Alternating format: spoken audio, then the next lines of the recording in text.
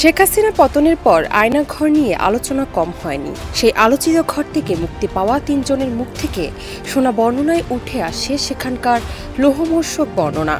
এরপর থেকেই গুম হওয়াদের খোঁজে দিশেহারা স্বজনরা। রাজধানীর কচুক্ষেতে আওয়ামী সরকারের আমলে গুমকৃতদের খুঁজতে আবারও ভিড় জমিয়েছে স্বজনরা।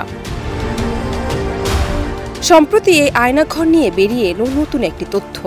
আলোচিত বন্দিশালা আয়নাঘর পরিদর্শন করে ভুক্তভোগীদের বর্ণনার সঙ্গে মিল পাওয়া গেছে বলে জানিয়েছেন গুম সংক্রান্ত কমিশনের সভাপতি মইনুল ইসলাম চৌধুরী।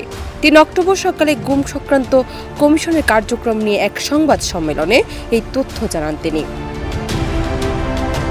অবসরপ্রাপ্ত বিচারপতি মইনুল ইসলাম চৌধুরী বলেন, এরই মধ্যে বিভিন্ন আয়নাঘরে নানা পরিবর্তনের পাশাপাশি গুরুত্বপূর্ণ প্রমাণ মুছে ফেলা হয়েছে।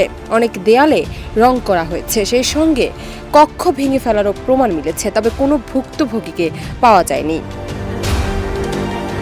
কমিশনের সদস্যরা জানান, তারা লিখিতভাবে আয়নাঘরে সব ধরনের পরিবর্তন স্থগিত করার জন্য বলেছেন।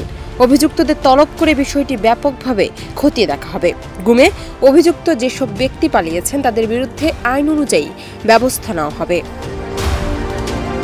কমিশন অব ইনকোয়ারির সদস্য সাজ্জাদ হোসেন জানান, গুম সংক্রান্ত যে বর্ণনাগুলো তারা পেয়েছেন সেই অনুযায়ী এখন সেলগুলো অনেকাংশে নেই। বেশ কিছু জিনিস পরিবর্তন করা হয়েছে, কিছু ভেঙে ফেলা হয়েছে। সংস্থাটি জানায়, মাত্র ১৩ কার্যদিবসে ৪০০টি গুমের অভিযোগ জমা পড়েছে গুম সংক্রান্ত কমিশন অব ইনকোয়ারির কাছে।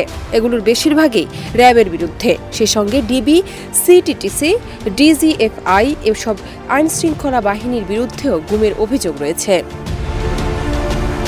ডেস্ক রিপোর্ট, দেশ রূপান্তর।